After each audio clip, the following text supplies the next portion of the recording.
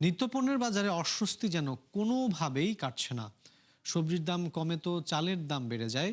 ডিমের দামে স্বস্তি দিলেও উল্লেখযোগ্য হারে বেড়ে গেছে মুরগির দাম।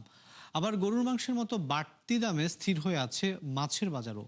দাম বৃদ্ধির এমন লুকোচুরিতে অতিষ্ঠ সাধারণ মানুষজন, যা থেকে সহসাই যেন মুক্তি মিলছে না তাদের।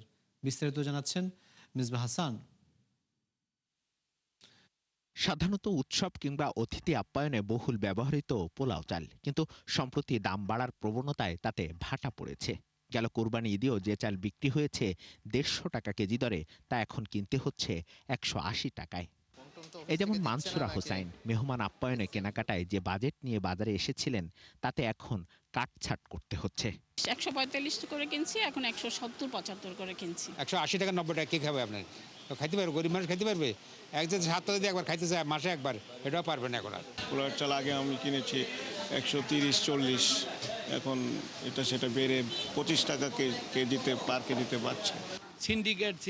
সিন্ডিকেটই তো এই যে ওখানে ধান সব নতুন যেই ধানগুলা কম দামে ক্রয় করছে, এগুলা গোডাউনজাত করতে আছে। আগের পুরানা ধানের চাল সব বিক্রি করতে আছে, ওগুলি আবার কিছুদিন পরে হঠাৎ করে একটা কিছু হইব, দেয়া দেবো যে আবার দাম বাইরে গেছে। শুধু পোলাও নয়, মৌসুমি ধান ঘরে উঠলেও চালের বাজারে স্বস্তি নেই। মাসের ব্যবধানে সব ধরনের চালের দাম কিছুটা বেড়েছে। বিশেষ করে নাজির শাইলে বেড়েছে 5 থেকে 8 টাকা পর্যন্ত। তবে কেন এমন দাম বৃদ্ধি, তার সদুত্তর নেই বিক্রেতাদের কাছে। সব দামে বাড়ছে, মানে ভাতের চাল যেটা সিদ্ধ চাল 28 মিনিকেট কিংবা স্বর্ণা মোটা, এগুলোর দাম 58 টাকা এদিক সেদিক হয়েছে। 2-3 টাকা করে প্রত্যেক চালে বৃদ্ধি পাইছে, বাড়ছে।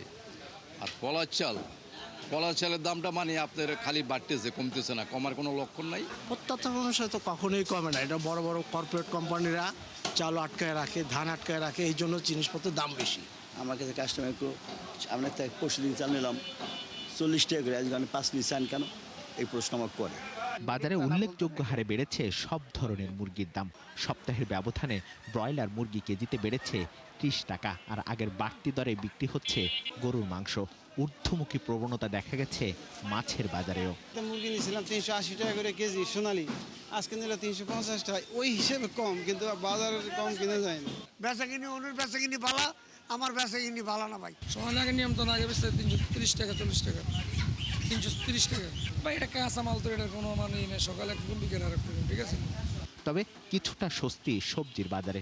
40 থেকে 70 টাকায় মিলছে প্রায় সব ধরনের সবজি, যদিও কাঁচা মরিচ বিক্রি হচ্ছে 130 থেকে 140 টাকায়। দাম মোটামুটি সাধারণ নাগালের মধ্যে, কিন্তু যদি এই ধারাবাহিকতা ধরে রাখা যায়, দুই একটা জিনিস ব্যতীত, যেমন হচ্ছে ধনিয়া পাতা, কাঁচামরিচ আর হচ্ছে টমেটো, এগুলো সিজন না, প্লাস হচ্ছে আমদানি করা, এইগুলোর দাম একটু বেশি।